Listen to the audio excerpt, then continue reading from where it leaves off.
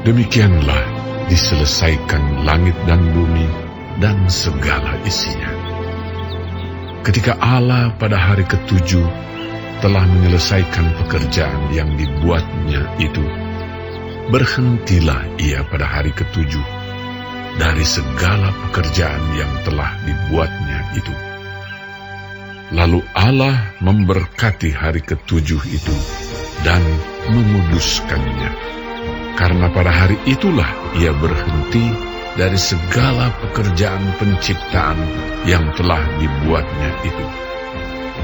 Demikianlah riwayat langit dan bumi pada waktu diciptakan. Ketika Tuhan Allah menjadikan bumi dan langit, belum ada semak apapun di bumi, belum timbul tumbuh-tumbuhan apapun di padang. Sebab Tuhan Allah belum menurunkan hujan ke bumi, dan belum ada orang untuk mengusahakan tanah itu. Tetapi ada kabut naik ke atas dari bumi dan membasahi seluruh permukaan bumi itu. Ketika itulah Tuhan Allah membentuk manusia itu dari debu tanah dan menghembuskan nafas hidup ke dalam hidungnya. Demikianlah manusia itu menjadi makhluk yang hidup. Selanjutnya, Tuhan Allah membuat taman di Eden, di sebelah timur. Disitulah ditempatkannya manusia yang dibentuknya itu. Lalu Tuhan Allah menumbuhkan berbagai-bagai pohon dari bumi, yang menarik dan yang baik untuk dimakan buahnya. Dan pohon kehidupan di tengah-tengah taman itu, serta pohon pengetahuan tentang yang baik dan yang jahat.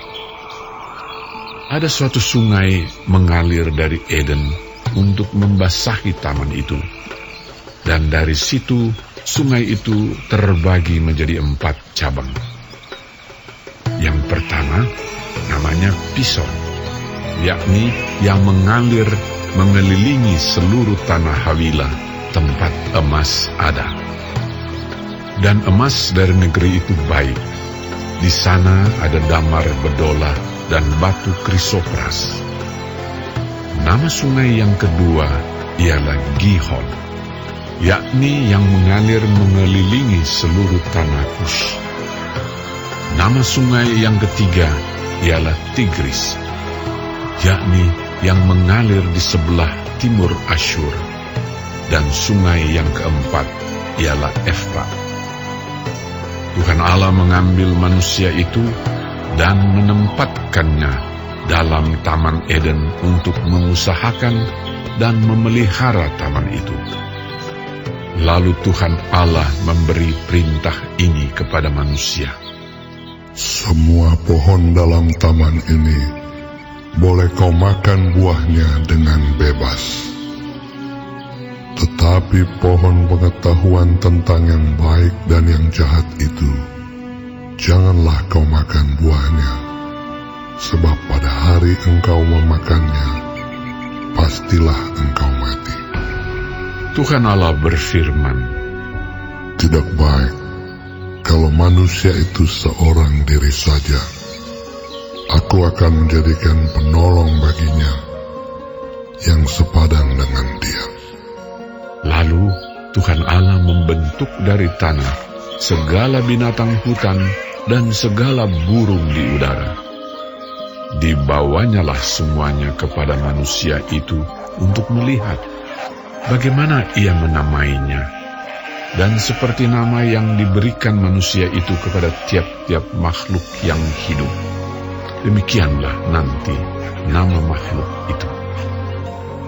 Manusia itu memberi nama kepada segala ternak, kepada burung-burung di udara, dan kepada segala binatang hutan.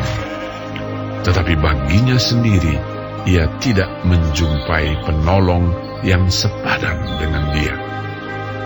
Lalu Tuhan Allah membuat manusia itu tidur nyenyak. Ketika ia tidur, Tuhan Allah mengambil salah satu rusuk daripadanya, lalu menutup tempat itu dengan daging. Dan dari rusuk yang diambil Tuhan Allah dari manusia itu, dibangunnyalah seorang perempuan, lalu dibawanya kepada manusia itu. Lalu berkatalah manusia itu, Inilah dia, tulang dari tulangku, dan daging dari dagingku. Ia akan dinamai perempuan, sebab ia diambil dari laki-laki. sebab itu seorang laki-laki akan meninggalkan ayahnya dan ibunya, dan bersatu dengan istrinya, sehingga keduanya menjadi satu daging. Mereka keduanya telanjang, manusia dan istrinya itu, tetapi mereka tidak merasa malu.